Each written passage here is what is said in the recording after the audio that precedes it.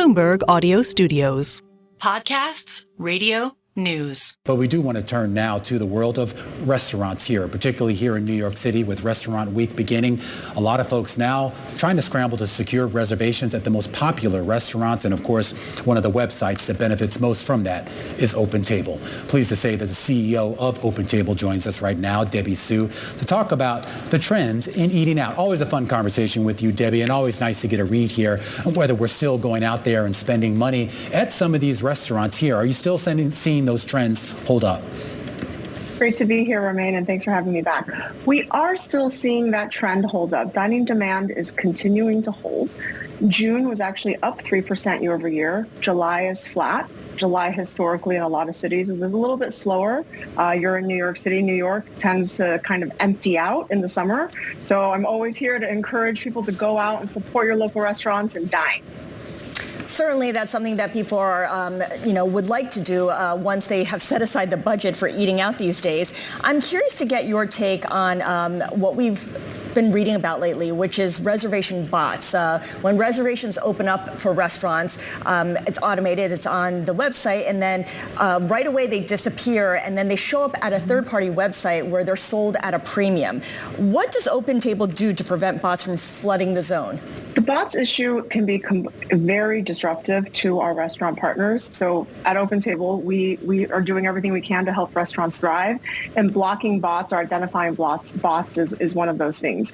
We were one of the first initial supporters of the anti-piracy bill here in New York, and that is to basically penalize these third-party operators who are making a profit on selling these reservations that they've secured through bots.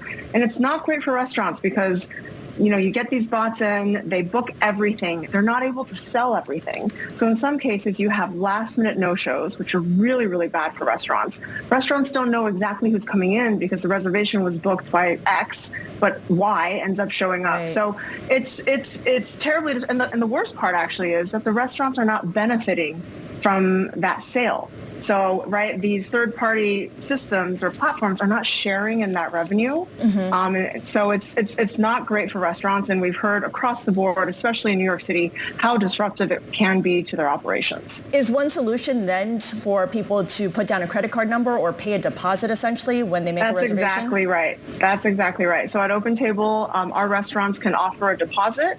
They can put on a credit card hold. So if the diner ends up no-showing or canceling last minute, that the credit card would get charged.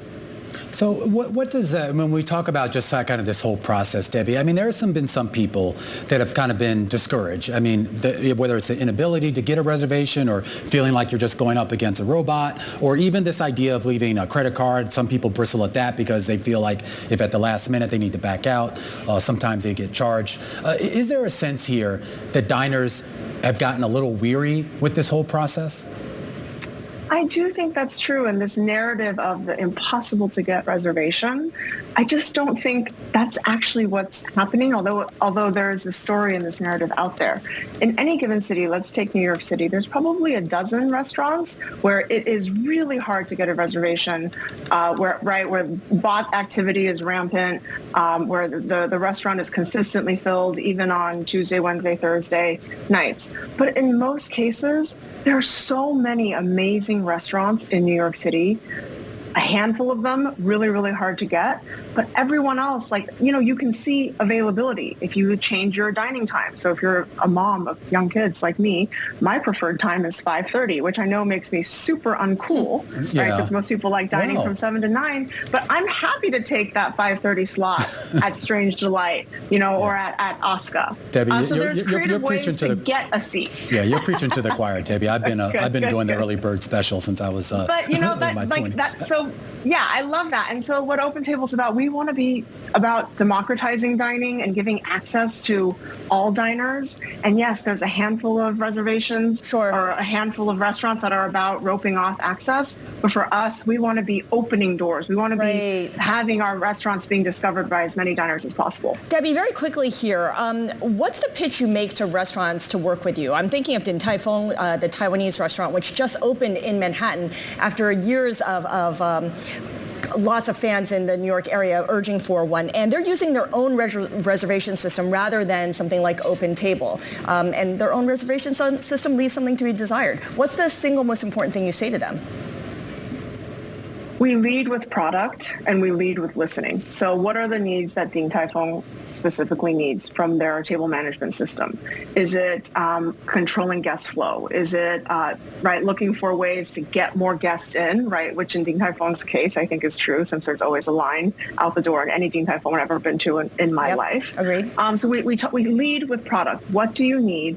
How can we meet those needs and help you run your restaurant to the best, in terms of efficiency or productivity, to give you that time, to free up your time to offer those amazing hospitality moments that Din Tai Fung definitely offers. Debby, really appreciate your joining us today. Debby Su is CEO of OpenTable.